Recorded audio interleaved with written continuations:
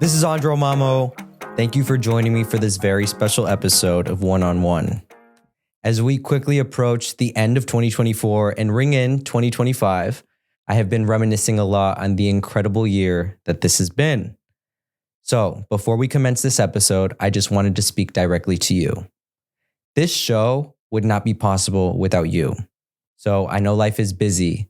Thank you so much for taking the time out of your busy schedule to sit down, to watch, and to listen to these episodes.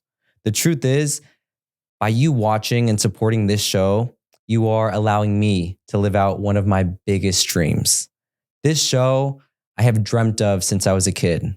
So genuinely from the bottom of my heart, thank you so much for supporting, because I'm just very grateful for this. The guests that come on the show wouldn't be possible without you. The guests that are coming on the show wouldn't be possible without you. And everything that the show is becoming would not be possible without you. So thank you so much for your support. Now, with this very special episode of One on One, I wanted to highlight some of my favorite moments from season 1. These past 10 episodes have been so eye-opening and have shifted my perspective on so many different topics. And I wanted to go through each episode today and just provide you with some of my favorite, most inspiring moments from the conversations. So let's do it. Now, to kick off this episode, let's go back to episode 1 with GloZell Green.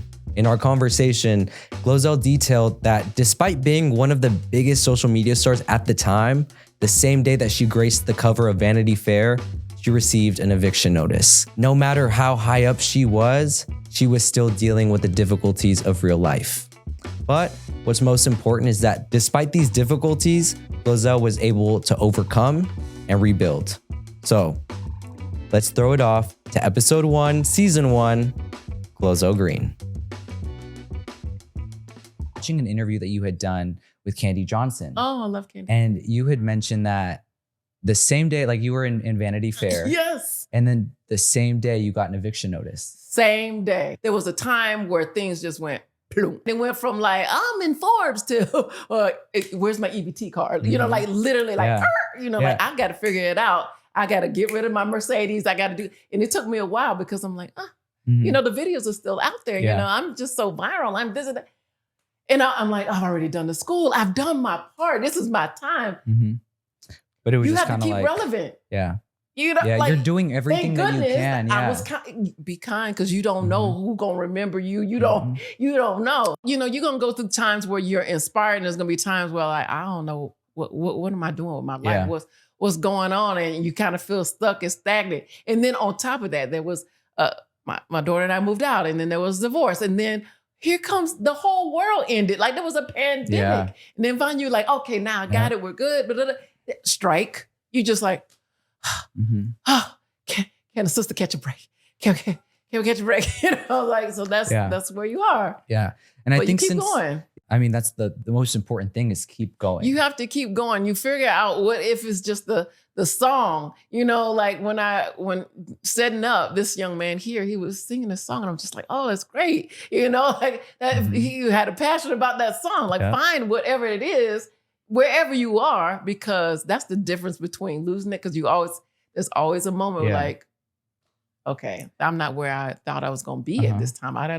But you know, then the next day, oh, this came through. What if I just really gave up the day before or the moment before? Yeah, it's easy to connect or want to be with somebody one day up. You know, 100%. So I understand it, and because I asked universe, you know, God, Jesus, why the money go like this? Why is it down? You can edit that. People are funny about religion, but for me, it's just Jesus. So that's the way I go. So when you're down, but it's to see who's really with you, who's really with you on that team. Because really the same people who were with you were like, oh, like we're friends. Not there when you're down. 100. Now it's interesting, but I'm like, I'm not gonna stay down. I'm gonna get back where I was or better.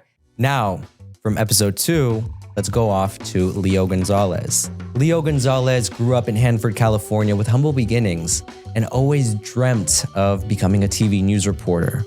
In our conversation, Leo talked about how He decided to post on TikTok one day while working in TV news in Reno, Nevada, and it's safe to say he never looked back. In this clip, Leo talks about the greatest lessons that he's learned on this journey of internet stardom. From episode 2 of season 1, here is Leo Gonzalez. What's the biggest lesson that you've learned on this journey? My biggest lesson, man, what I can think of right now has been to choose yourself, or really to say yes to yourself. Mm-hmm. I think that one thing that a lot of us can relate to is that we've been through stuff already. Yeah, we have allowed for certain moments, negative moments in our lives to take such a prime realty spot in our mind that you deserve to say yes to you, to things that are nice and good. You know, you don't get more, if you've spent a life of sadness and suffering or defeat, like you don't get more points for suffering anymore. And so if we're willing to make space for those things that have not been well or done well, then you should go for the other side of that, which is so scary. Mm-hmm. I think a lot of people can be so used to being uncomfortable. Mm-hmm. But the other side of that mountain is really nice, even if it doesn't feel promising. I think that it is. Now, for episode 3, let's go off to Joe Vulpis. Joe Vulpis has made a name for himself online and is currently the host of the Lightweights podcast. Joe has been part of some of the biggest moments on the internet behind the scenes, as well as in front of the camera. In our conversation, Joe spoke about the realization that he had that made him want to become a content creator, and also provided some very straightforward advice for anybody wanting to pursue a career in content creation. From episode 3, season 1, here is Joe Vulpis. There is definitely somebody that's watching this that sees you, that sees all your content, and they say, you know what, like literally, if he could do it, I could do it. What advice do you give them in that pursuit of making their dreams a reality? Just keep going. Really just keep going. Because eventually you'll either find a way around it or the thing will happen. Really just keep doing it. Don't stop. Keep doing it. And like, you got to really self-analyze it and look at yourself as the harshest critic and look at yourself as the best critic and look at yourself as somebody who's just passing by and being like, okay, what works for that mindset? What works for this mindset? And you have to try and just keep adapting and changing. I was really fortunate at a young age to know kind of what I wanted to do. Mm-hmm. And it just so happened to be the next big thing, filming and editing. And I kind of discovered the internet at a really early age to the power of it. Mm-hmm. And right from my very first videos, I was posting, I think as a sophomore, and the upperclassmen who were on the internet also saw my videos and they'd come up to me and they'd say, cool video. And that was just like, wow, the coolest reach that I had. And this is in like 2008, 2006. Whoa. And I didn't realize like that was just happening. And I felt like I almost had the secret little community of people who messed with me and like thought that my creative thing was cool. Now to episode 4 of season 1, I sat down with Jacqie Rivera. And as mentioned in this conversation, Jacqie and I have known each other for quite some time. But it's truly been such an honor for me to witness the evolution of Jacqie, from being a mother to a wife to a CEO and now an artist. To see her pursuing her dreams and her passions is just such a beautiful, beautiful thing to witness. In our conversation, Jacqie spoke about the greatest lessons that she learned from her mom that she hopes to instill in her children, as well as giving herself some well-deserved flowers. From episode 4 of season 1, here is Jacqie Rivera. What's the greatest lesson that you learned from your mom that you want to pass on to your children? There's a lot when it comes to her. She was such a role model. And it sucks because I feel like I didn't start admiring her till later, till like way later. I'm like, man, she was so amazing and I was so hard on her. But I think it's having a humble heart. 100%. I want to teach my kids that.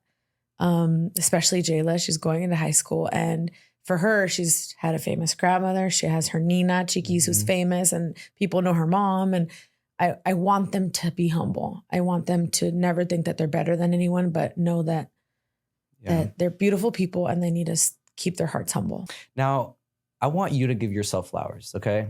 What's something hard or difficult that you've done in the last 12 months that you're proud of yourself for? Do you do this with everyone? Because this is a good exercise. I'm not something that I'm. Why is it so hard? It's really hard. You know why? Because you don't give yourself the flowers. And honestly, it's been hard for me to also like to give myself flowers sometimes, give myself the credit. Give yourself props. Yeah. Like, all right, you did good. Yeah, no, you should. Here's one. I think I've had a great amount of self-control. Living so publicly, people always have an opinion. And, you know, with everything that's going on in our family and in our lives, there's been times where I want to go off. I want to go crazy on post something and like do little indirectas. And there's something inside of me that's like, don't do that. Mm-hmm. Do not do that. The truth will come out. People will know. Like, don't worry about standing up for yourself. And I think that's taken a lot of self-control. So I'm going to give myself props for that. Now, halfway through season 1, I had the opportunity of sitting down with photographer Emilio Sanchez. Emilio is a photographer and knew that he wanted to pursue photography since he was a kid. It's safe to say that from the first time that he picked up a camera, he was hooked. In this clip, Emilio talks about working with his idol, Kobe Bryant, and the greatest lesson that he learned while working with Kobe. From episode 5 of season 1, here is Emilio Sanchez. If I could give young Emilio a looking glass and he could look at everything that you've been able to accomplish, all the people that you've worked with, the experiences, what moment would young Emilio freak out about? Like, no way I did that. I mean, the top thing for sure for me is shooting Kobe Bryant, man. Like it's always gonna be my number one. It's always gonna be the thing that, to be honest, like I feel extremely proud of being, you know, a Mexican kid in Santa Monica watching Laker games with his grandfather who passed when I was 10, and like watching those games every day, to being in the room with him and him entering the room because he's supposed to encounter me that day for whatever we did that day. You know, like to me, I'm like, that's amazing. Was there something that you may have learned from Kobe on that shoot that you carry with you to this day? Yes, absolutely. He, without him even knowing, just his actions and the way he carries himself. The thing that I took from him was that no matter how successful you are, how busy you think you are, it doesn't hurt to just be nice to everybody and be polite and be grateful and thankful. And it was a little bit of chaos around other people there, and he was busy. But before he left, you know, he said, I apologize. I'm in a rush today. I have, I'm sure, a busy schedule. But he goes, thank you for coming today. Thank you for your time. Shook my hand and left. Wow. And a lot of people think they're busy, and it translates to them being rude or being, you know. Yeah. And he didn't show that. Crazy. Yeah. Literally, you could be at the highest level and you could still be a nice, good person. Yeah. Just be a nice person, no matter what. Yeah. Episode 6 of season 1 was truly one of the funniest episodes I've ever been a part of, as I was joined by Nick Antonyan.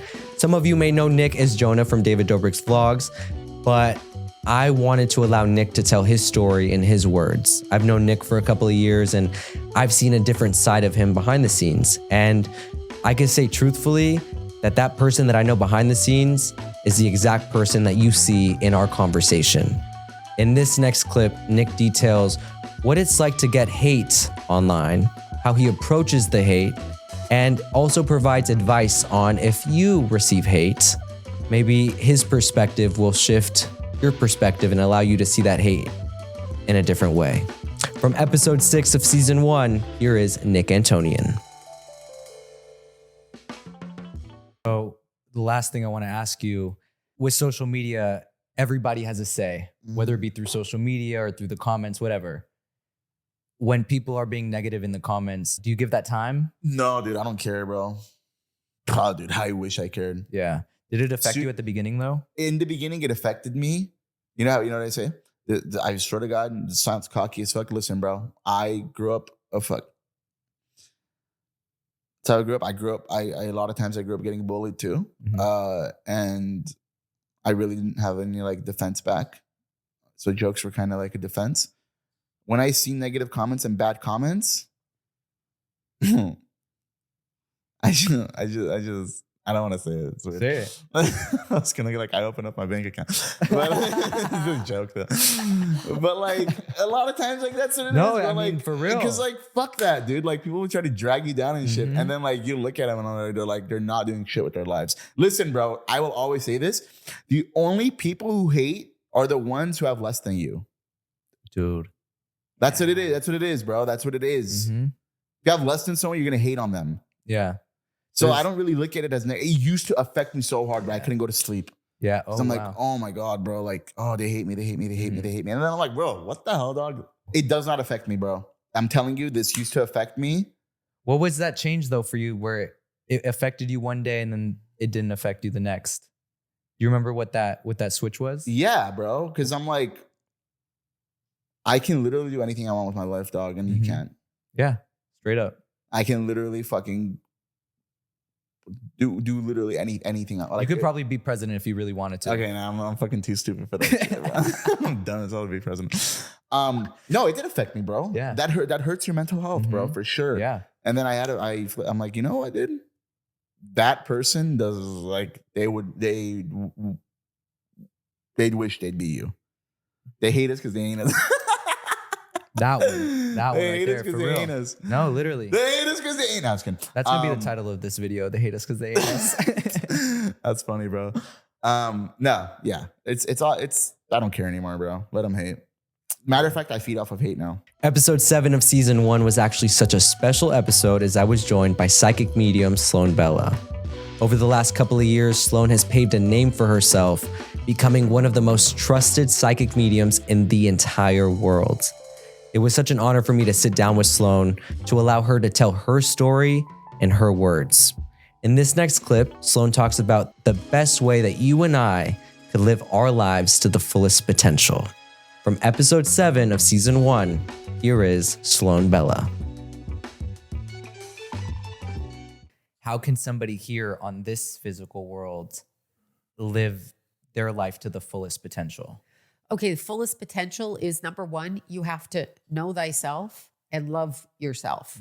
And then you can love others. It's about if you follow somebody's mindset in your family, let's say you're staunch Irish Catholic family, just as an example, because I know so many anyway, those people, and you don't use your way to think and you hide what you want to do. So you get married or you have kids and maybe you want to be freelance and maybe you're gay, straight, or whatever, and you want to go off that way. And maybe you want to live in a different country, but you follow it.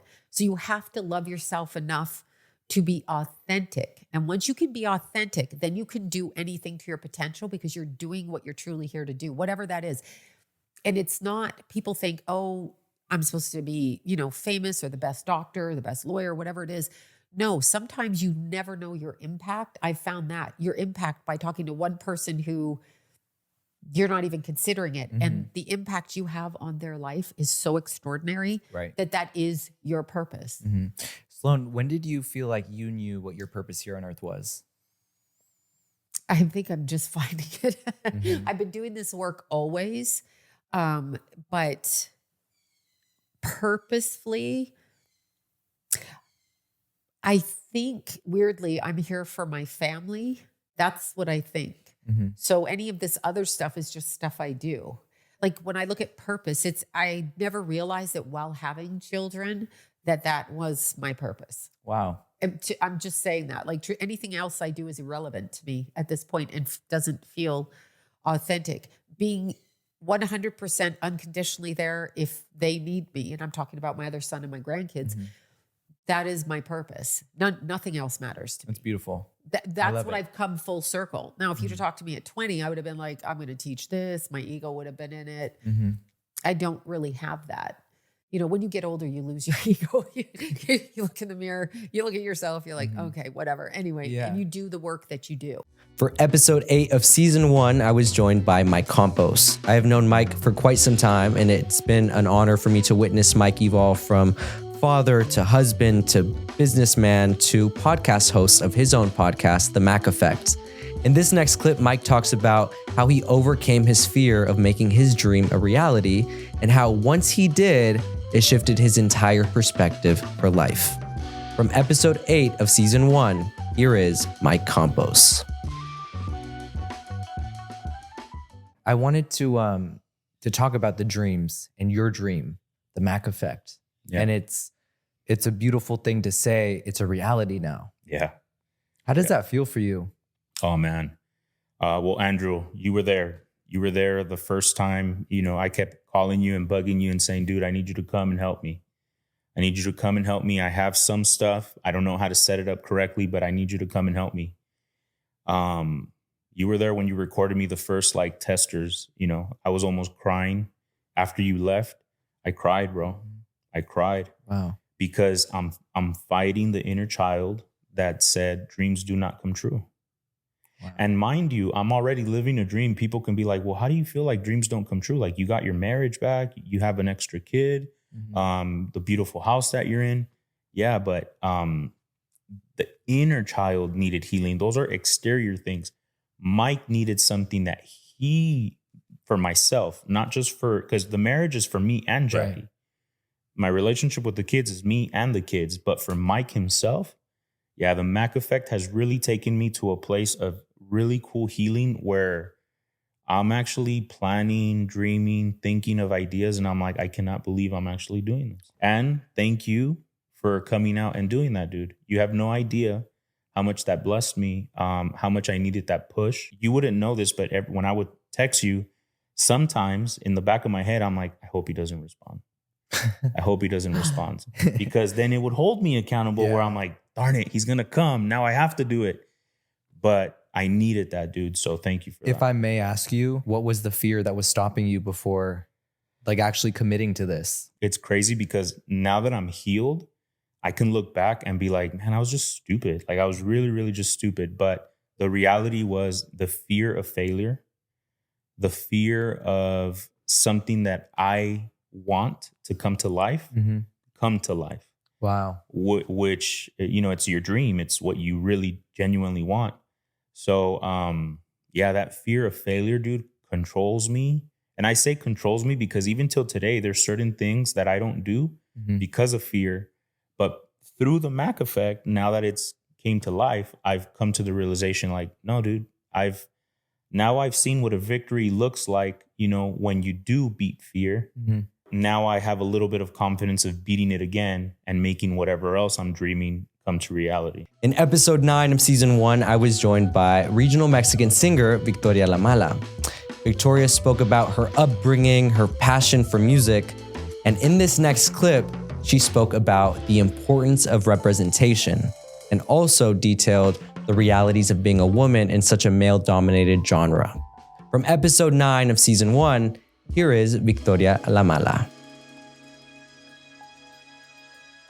You saw yourself represented through Selena on that screen as a kid, but I kind of wanted to turn that around on you and tell you that there are probably a lot of young women that watch you on that stage, and the same feeling that you got from Selena, they're probably getting from you. That's amazing. So I wanted to know, why is representation so important, especially in this era in 2024? You know, I think that's something that's so important because I feel like as Mexican women, especially in the regional Mexican space, I mean, when I started a little bit over 10 years ago, Jenny Rivera was like the one and only. I mean, she's another queen and legend.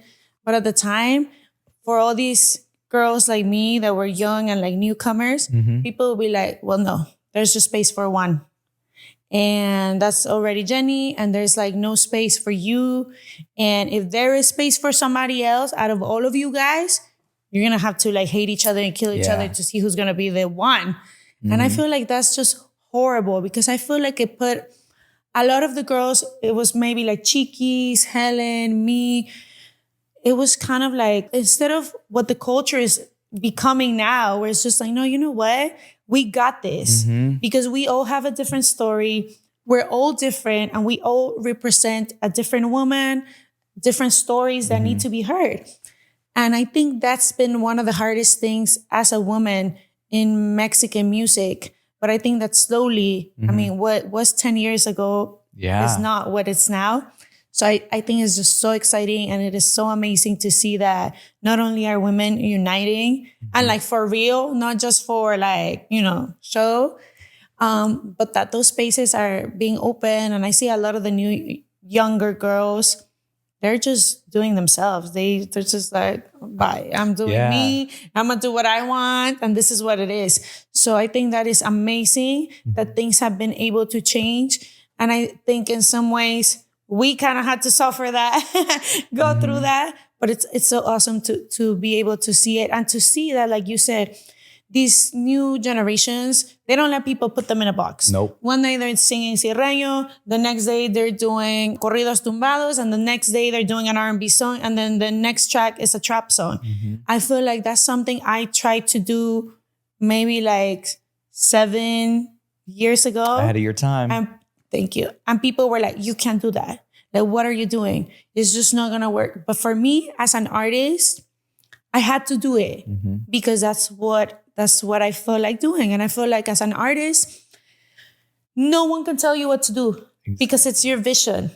And you have to stay true to yourself and do it the way that the girls are doing it now, saying, I'm doing it my way. For our season finale of season 1, I was joined by actor Bradley Stephen Perry. Bradley currently is the co-host of the Sit and Chat with Jake Short. And this conversation truly was so full circle for me because I grew up watching Bradley's hit shows Good Luck Charlie and Mighty Med. So can you imagine me sitting in my own living room with this guy that I looked up to as a kid? Man, so full circle. In the next clip, Bradley details why he never watched Good Luck Charlie until he was in college, and also spoke about his decision to go to college after success with Good Luck Charlie and Mighty Med. From episode 10 of season 1, here is Bradley Stephen Perry. And if I may ask you, I heard that you didn't watch the show until you were, I think, a sophomore in college. Yeah. If I may ask you why, was that just something just like to kind of like, you know, to kind of like control the ego, or was it just more about? It was like we would do the show, and I remember the first season. I watched a few episodes with my family, and then at a certain point, you're just kind of doing the show, and you see it while it's happening. And like especially when we were doing live tapings, you know, you'd watch the other scenes that were happening, and so it was like when they would come out, you were already like you're 10 episodes ahead because you've been filming them. And so you just like, I wasn't sitting down on Sunday night to watch the show, especially because we had to go to work the next morning. So I didn't ever really think about it. And then I went straight from that show to a different show, and I just never really watched it. And then I was, you know, going through fraternity hazing and getting made fun of for being on the show so much. And I came home one night and I was like, I got to see what this thing's about. You know, like what's everybody laughing at? And then I turned it on. It was like 3 a.m. I watched a few episodes. And I was like, show's pretty funny. Like, it really was pretty good. Wait, to talk about that though, I mean, you go from being a child star. I mean, you mentioned millions of TVs. Your face is on that, right? From being this prominent child star to being a college student. Yeah. Stark difference. Yeah, very different. I mean, what was that experience like for you? Man, I certainly needed it. And I think it was the best decision I've ever made in my life. I look at a lot of people who finished the runs that they had on TV and then just kind of fall to the idea of like, well, I need to go on to the next thing. And it sucks because like, you know, you kind of just get chewed up and spit out. Like when they're done with you, you're done, you know, and you got to hope for the next gig. You kind of always assume you'll keep working. And now I think that I have that realization of like, oh, I won't, you know, it's like you're always hoping for the next job. And I think for me to go to college, I started Good Luck Charlie at 9, 10 years old, didn't go to middle school, didn't go to high school. And was just kind of like, you know, I need to do something real and do something for me, and kind of understand life a little more. And I think it was a cool choice for me. And it was, you know, I didn't go very far away. I went to USC. So it was 45 minutes from my parents' house.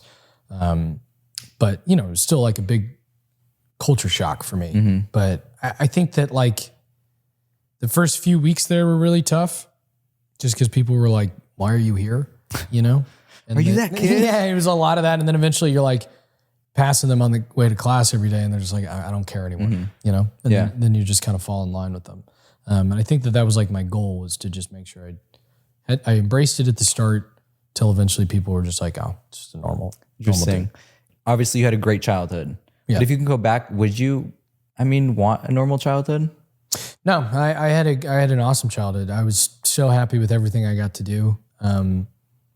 There's not many things I feel like I missed out on. I always made the joke of like, I wanted to go to high school so bad when I was in high school. Like I saw like my friends from home going to high school. And now I'm like, who the hell wants to go to high school? What a terrible. It wasn't I got like to the work movies. on television. Like who gives a shit? High school sounds terrible. You High know, school I was was like listening to people complain about it. And then I'm like, oh, I wish I was there. And then I'm like, why would I want to have done that? That sounds terrible. Yeah. You know, I'm perfectly happy with the way my life turned out. I wanted to personally thank all of the guests that sat down with me for season 1. Thank you for sharing your stories. Thank you for your vulnerability, because these conversations have truly inspired people. And I think that's such an amazing thing. As great as season 1 was, I do want to say my team and I have been working diligently on building up an incredible season 2. We have sat down with some amazing people telling their stories in hopes of their stories inspiring you. So before we wrap up, make sure to follow all of my incredible guests from season 1. Keep up with what they're doing. Support them in any ways that you possibly can. Now, subscribe to this channel so you are in the know when we drop some incredible content. We have a vast array of just different content that is on the way for all of you. And I'm so excited for all of you to see what we're cooking. Now, the fact that I am sitting here living out one of my biggest dreams, the fact that you guys are supporting and watching, is something that I will never take for granted. But I hope it also shows you that you are also able to live out your biggest dreams. Bet on yourself. Like, that's the biggest thing for me. If you bet on yourself, I'm telling you, I think some amazing things will happen for you. As we close out 2024 and ring in 2025, set your intentions of making 2025 such a spectacular year. Bet on yourself. And I'll see you next time. Thank you for joining.